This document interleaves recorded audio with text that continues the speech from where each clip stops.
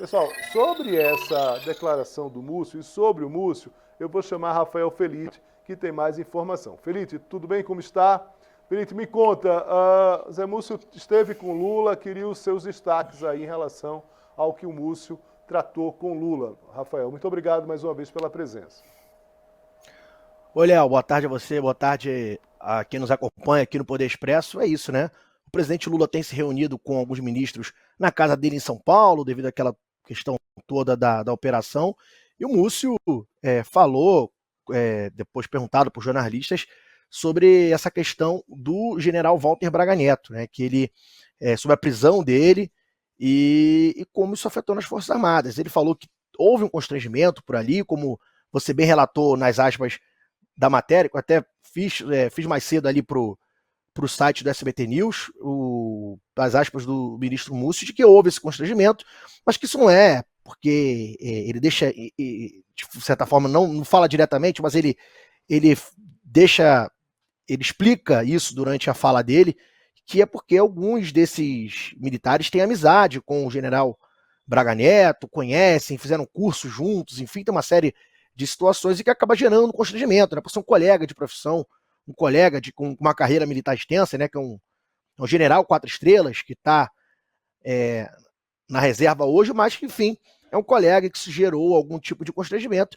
mas que o sentimento é de que a justiça deve ser feita, né? Ele também frisou durante essa entrevista coletiva, Léo, que ele quer que todos esses culpados que participaram, que venham a ser culpados pela justiça por esse golpe de Estado, por essa tentativa de golpe de Estado, que esses militares sejam condenados e paguem pelos seus eventuais crimes. Isso porque ele falou que, enquanto isso não acontecer, também muitos militares inocentes que não tiveram nada a ver com a tentativa de golpe vão ficar com um ar de suspeição em volta deles. O Múcio falou disso, da importância de se punir esses responsáveis para que não haja um clima de suspeição com todas as Forças Armadas, né, com todos os integrantes das Forças Armadas, especialmente ali no Exército, que é o caso ali do general Braga Neto, que era general do Exército. Então, foi isso que o ministro da Defesa falou após a reunião com o presidente Lula,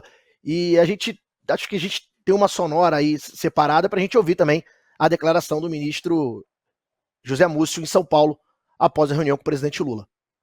Não, falou como estava, a gente não tem mais muito o que discutir, isso vai para o plenário e depois nós vamos nos adaptar. A dificuldade de mexer com esse negócio de aposentadoria de militar, que a promoção de militar é como profissão.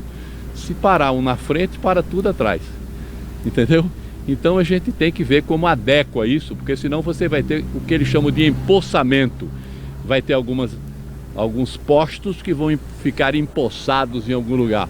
Ou muito coronel quando não está precisando, ou muito major, ou muito capitão. Isso nós vamos adequar, porque tem que ser uma coisa lenta, porque a carreira é muito longa. É isso. Quais foram os pedidos dos militares nessa negociação para passar o pacote fiscal? Na realidade, a primeira coisa foi que nós dessemos tempo para que não houvesse esse empossamento, né? Mais prazo, que isso fosse mais tempo. Mas o governo preferiu precipitar e nós tentarmos adaptar. Ministro, para esse projeto ser aprovado no Congresso? Aí não sei. Mas...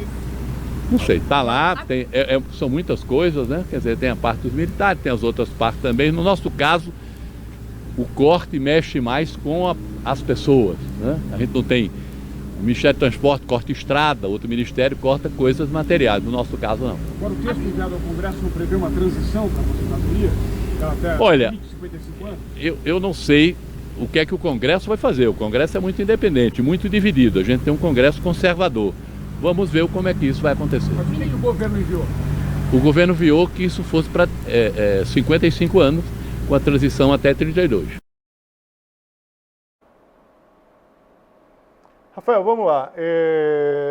Zé Múcio aí ele fala tanto dessa questão da Previdência, mas a gente já tinha comentado sobre a questão do Braga Neto, né? Muito claramente, eu tenho conversado com militares das três forças e há uma insatisfação generalizada em relação a esse projeto. Em relação, inclusive, à transição. O governo acredita que essa transição maior pode ter um efeito menos, de uma grita menor em relação a esse projeto, mas muito claramente os militares estavam muito incomodados na semana passada, né? Tanto o Exército quanto a Marinha, que inclusive divulgou um vídeo, enfim, que não tinha nem eira nem beira, enfim, só se viu para dificultar ainda mais a vida dos militares em relação a uma voz contrária a esse projeto. O fato é que o governo, ele entra com esse projeto com um problema. Por quê? Porque esse projeto dos militares, ele pode ser desidratado no Congresso pela oposição e pior, os militares, no lobby que os militares fazem no Congresso, e a gente sabe que os militares fazem um lobby muito efetivo no Congresso, com representação, tem núcleos ali colocam os militares ali mais capacitados dentro do Congresso para fazer esse Helgov, né, que na verdade nada mais é do que o lobby a favor da própria tropa, a favor da própria militar. E essa turma, eles podem procurar oposição. O governo Lula tem uma dificuldade de interlocução com os militares, por mais que se tenha hoje comandantes mais sensíveis, mais próximos do governo, o governo tem uma dificuldade de dialogar com a tropa. Esse projeto pode ir para o Congresso e os militares procurarem quem? Os parlamentares da oposição, o que dificulta ainda mais a vida do governo. Queria que você avaliasse um pouco isso, a partir também dessa declaração do José Múcio, Rafael. Léo, é bom lembrar que a proposta inicial do governo lá atrás, quando começou a se debater isso, era de que, a princípio, de que essa regra era de uma regra de transição ainda menor. Seria até 2030, mas depois de uma conversa, uma reunião no Palácio da Alvorada entre o presidente Lula, o ministro Múcio e os comandantes do Exército, da Marinha e da Aeronáutica, acabou que deu uma pacificada e conseguiu aumentar um pouquinho essa regra de transição, mas não o quanto os militares queriam, né? Acabou ficando até 2032. O Múcio falou sobre essa possibilidade de empossamento, que é, na verdade, um acúmulo, né? Ele usou o termo de procissão, quando um para, os outros param, que o exemplo que ele dá é o seguinte: às vezes, por exemplo, um major que está para virar tenente-coronel, ele não consegue se tornar tenente-coronel, porque o tenente-coronel que está ali, que entraria para a reserva e abriria essa vaga, ele vai ficar por mais um tempo ali nas Forças Armadas. Então isso vai acontecer. O tenente-coronel não entra para a reserva, o major não vira tenente-coronel e por aí vai. Enfim, isso acontece ali nas três forças. A avaliação que se tem, eu lembro bastante, assim, hoje eu cubro isso do Planalto, mas quando eu ficava no Congresso, sempre que tinham pautas relacionadas, a gente via os militares presentes ali, com uniforme, militares de alta patente, conversando ali com os parlamentares, tanto no Senado quanto na Câmara, para defender as suas pautas. Eles têm esse corpo a corpo forte ali no Congresso quando precisa. Esse assunto da Previdência dos militares é bem delicado. Se a gente lembrar, quando teve a reforma da Previdência no governo Michel Temer, não conseguiram mexer muito nos militares, menos ainda no governo Jair Bolsonaro, até porque ele é um militar da reserva, um militar que é próximo ali.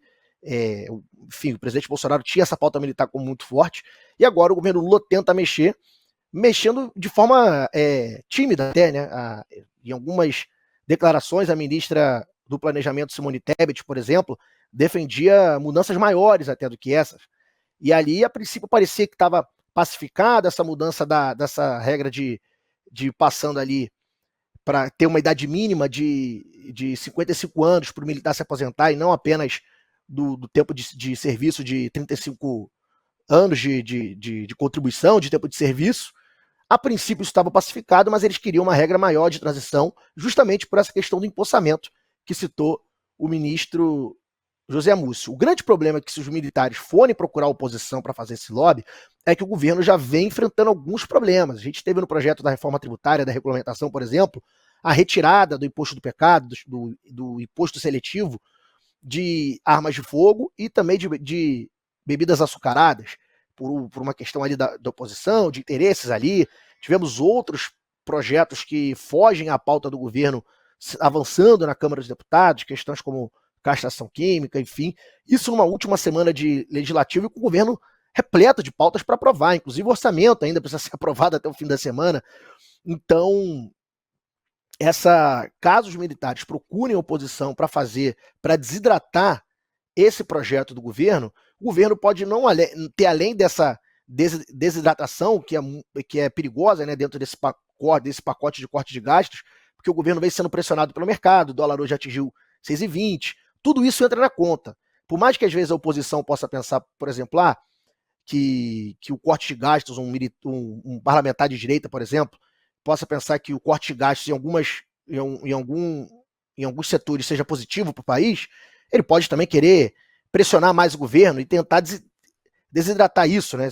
É uma análise assim que a gente vê no Congresso, porque o governo vai ficar cada vez mais pressionado pelo setor financeiro e, enfim, com a questão dos juros, do dólar. Então, caso as Forças Armadas procurem, se os militares procurem a oposição, além disso, ainda vai ter, além de perder força desse projeto de corte de gastos, esse pacote, o governo pode ter outras surpresas, né? Porque dos chamados jabutis, né, que são artigos ali, ou destaques que são votados ali, que não tem nada a ver, às vezes, com o foco principal do projeto de lei, ou da proposta que está sendo votada, mas os parlamentares acabam colocando esses novos trechos ali que podem surpreender o governo, Léo. Uma outra questão sobre a entrevista do Múcio, que eu acho importante a gente falar, ele citou também que o presidente Lula deve estar de volta a Brasília na tarde de quinta-feira. Hoje também no café da manhã com jornalistas, o ministro da Secretaria-Geral da Presidência, Márcio Macedo, também falou que também deu essa previsão de que o Lula deve estar de volta quinta-feira, e sexta ele quer fazer uma reunião ministerial. Isso logo após de operar, enfim. Ele deve estar de volta a Brasília na quinta-feira. De manhã está previsto que ele participe, ainda vai se decidir os últimos detalhes, do Natal dos Catadores. À tarde ele volta para Brasília e sexta ele vai ter essa reunião ministerial. Enfim, né? Várias coisas em jogo, projetos ali para serem aprovados no Congresso. Tem também debates sobre reforma ministerial, que estão em andamento, e uma série de questões que o Lula não vai ter muito tempo para se recuperar, para descansar, mesmo que ele faça essas reuniões no Palácio da Alvorada, ele já vai ter que voltar ali do departamento médico, né, para fazer uma analogia com o futebol, com a camisa 10 e a faixa dessa articulação do governo para conseguir aprovar tudo que que o governo se predispôs e negociou para ser aprovado nessa reta final de legislativo, Léo. Rafael Flitt, muito obrigado aqui pelas análises, pelas informações. Forte abraço para você, bom trabalho. Pessoal, a gente vai direto abraço, agora. Léo. Valeu.